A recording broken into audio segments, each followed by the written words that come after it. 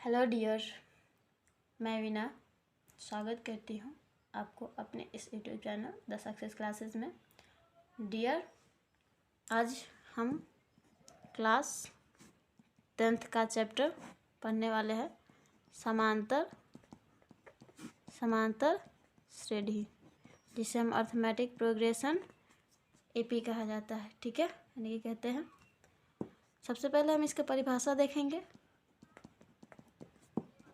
क्या कहते हैं? डिफिनेशन। ठीक है, कह रहा है कि संख्याओं का अनुक्रम। ठीक है, डिफिनेशन में क्या लिखेंगे कि संख्याओं का अनुक्रम। ठीक है, अनुक्रम A1 A2 A3 ...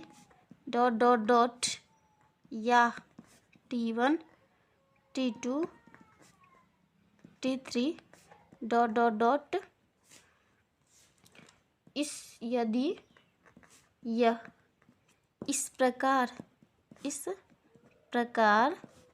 हो तो, ठीक है, अगर इस प्रकार होगा तो इसको क्या लिखेंगे कि A2 minus A1 is equal to A3 minus A2 equal to A4 minus A3 is equal to ...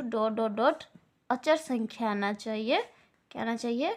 अचर संख्या आना चाहिए या फिर अचर पद आना चाहिए। ठीक है, अचर संख्या कहिए या फिर अचर पद कहिए। ठीक है, यानी कि अर्थात, ठीक है, अचर संख्या हो गया अर्थात कोई एक संख्या होगा माइनस पूर्ववर्ती संख्या इज इक्वल टू क्या हो जाएगा? अचर संख्या। क्या हो जाएगा? अचर संख्या, अचर पद जो कहिए। ठीक है, हो जाएगा। तो इस अनुक्रम को ही क्या कहा जाता है? समांतर श्रेणी कहा जाता है। तो इस अनुक्रम को समांतर श्रेणी कहा जाता है। तो इसे ही क्या कहा जाता है? समांतर श्रेणी कहा जाता है। और ठीक है, इसमें और जो अचर संख्या है,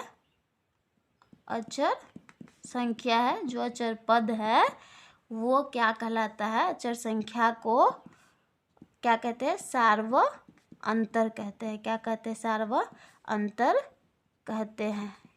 क्या कहते हैं? सार्व अंतर कहते हैं। और इसी को सार्व अंतर कहते हैं या इसको पदांतर भी कहा जाता है। क्या कहा जाता है? पदांतर, जिसे हम कॉमन डिफरेंस के नाम से जानते हैं। ठीक है, और ये जो सार्व अंतर है 3 तरीके से आ सकता है।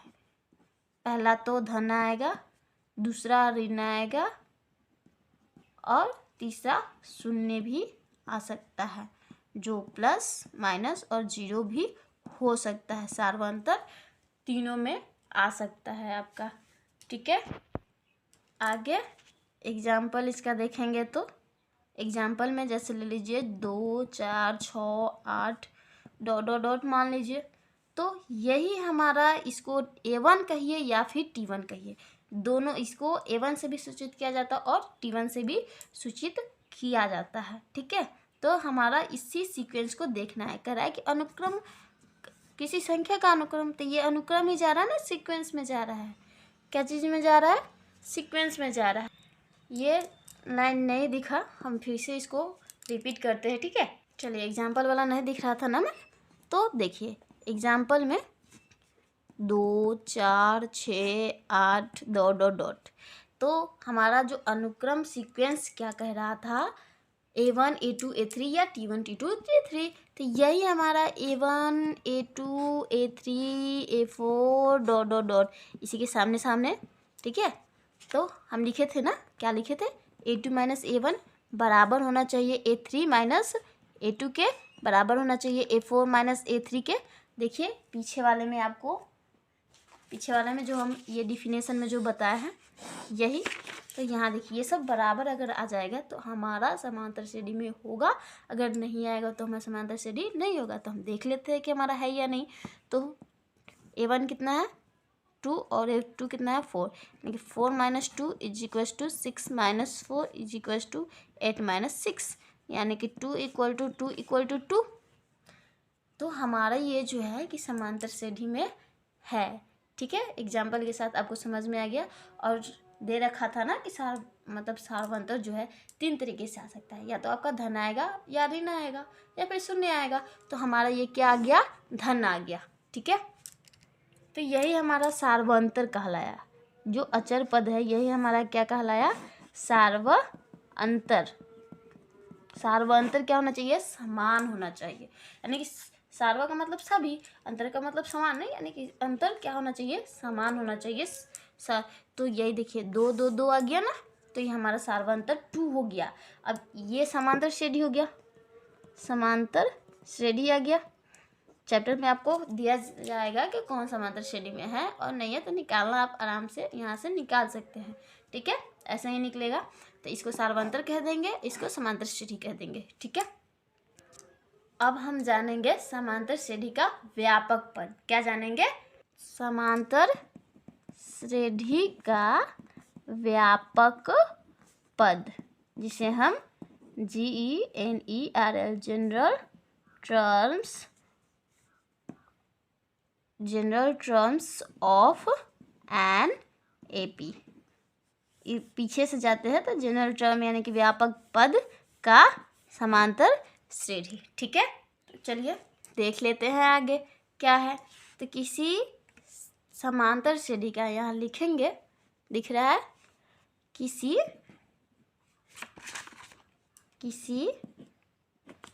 समांतर श्रेणी, किसी समांतर श्रेणी का nवा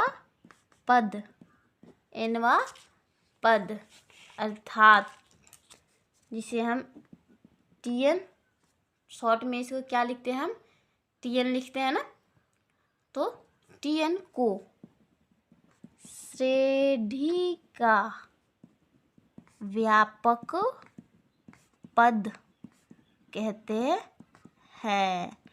ठीक है, आगे इसके बारे में और जानकारी मिलेगी, और अगर इसका व्यापक पद हमें ज्ञात करना होगा, ठीक है, तो अलग अलग ज्ञात किया जा सकता है। कैसे कि जब व्यापक पद अगर सदा क्या होगा, इनका व्यंजक होता है, यहाँ लिखेंगे कि व्यापक पद सदा इनका व्यंजक होता है। क्या होता है, व्यंजक होता है। ठीक है, अगर आपको किसी श्रेणी का nवा पद TN+2 दे दिया जाए कि nवा पद, ठीक है, हम क्वेश्चन दे रहे हैं कि nवा पद, ठीक है, 2n+3 दे दिया जाए और आपको कहा जाए इस समांतर श्रेणी को ज्ञात कीजिए, तो आप कैसे ज्ञात करेंगे, इनका व्यंजक पता रहना चाहिए। तो हम खुद से क्या करते हैं कि देखिए nवा पद को हम शॉर्ट में क्या TN लिखते हैं, यानी कि TN इक्वल टू 2n+3 करेंगे ना, और n इक्वल टू हम मान लेंगे 1 2 3, खुद से मान लेंगे ना, तो माना, ठीक है, यहाँ लिख देंगे माना कि n इक्वल टू 1 2 3। अब आप निकाल सकते हो या नहीं, 2 का 2 रहेगा, n के जगह 1 डालेंगे +3, यानी कि 2 + 3 इक्वल टू 5।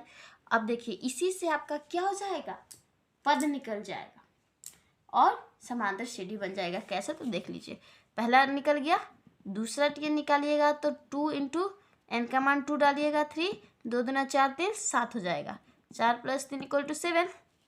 तीसरा निकाल लीजिए, TN equal to 2 into n के जगह 3 + 3 3 दूना 6 + 3, यानी कि कितना आ जाएगा, 9 आ जाएगा ना।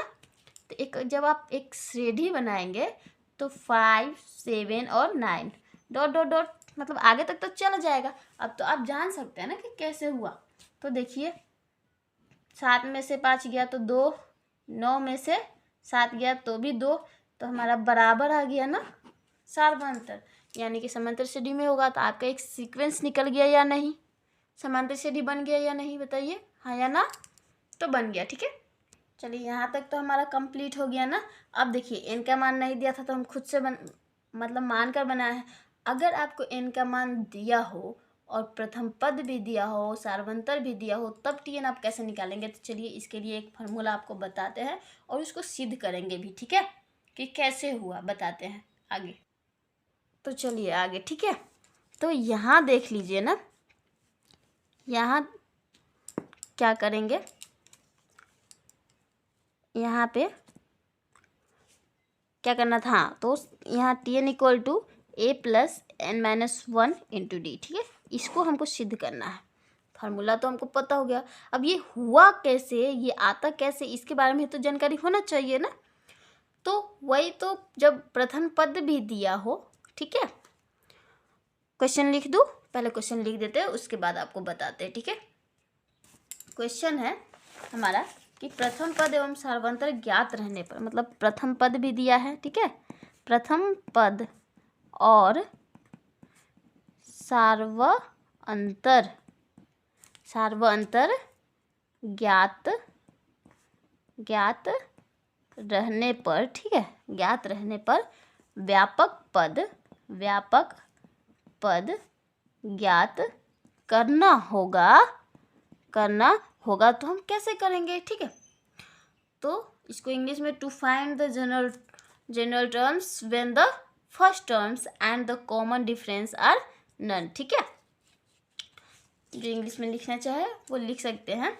अब माना, अब यहाँ पे तो हमको सिद्ध करना है ना ये वाला, तो माना कि T1 इक्वल्स टू ए, ठीक, मान लिया T1 इक्वल टू ए, और सार्वअंतर, ठीक, सार्वअंतर डी, यहाँ T1 इक्वल टू ए लिख दिए, ठीक है, या फिर अब प्रथम पद इक्वल टू ए लिख सकते हैं, ठीक है।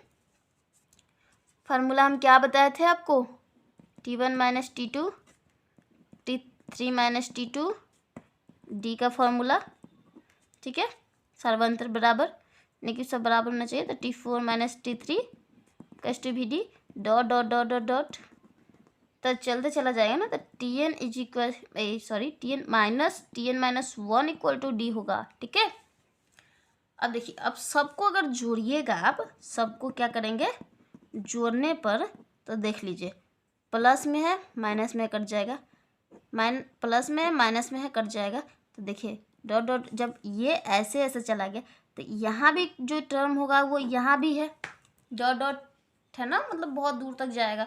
तो इससे अच्छा है कि हम यहाँ पे डॉट डॉट कर दिए, तो देखिए ये तिरछा जा रहा है, तो ये तिरछा से तो ये भी कट जाएगा, हमारा बच कौन सा गया, Tn माइनस T1 बच गया, और ये D प्लस, बुझा रहा है या नहीं, D plus D is equal, मतलब डॉट डॉट डॉट, ठीक है, n माइनस वन बार जाएगा, ठीक है, यही D n minus one bar चलता चला जाएगा, तो हम इसको शॉर्ट में लिख सकते हैं n minus one into D, क्योंकि ये n बार यही d जाएगा ना, तो n माइनस वन, एक d का मान जो होगा उससे गुना कर देंगे ना, क्योंकि d का मान बार बार हम जोड़ते तो नहीं चले जाएंगे, क्योंकि ये अनंत तक जाएगा, तो ये n माइनस वन बार गया, तो n माइनस वन बार लिख के d से हम क्या करेंगे, गुना करेंगे, तो हमारा आ जाएगा। तो देखिए, तो यहाँ पे Tn इज इक्वल्स टू, पहले से n minus one into D है, और माइनस में यहाँ जाएगा तो क्या जाएगा, प्लस में आ जाएगा।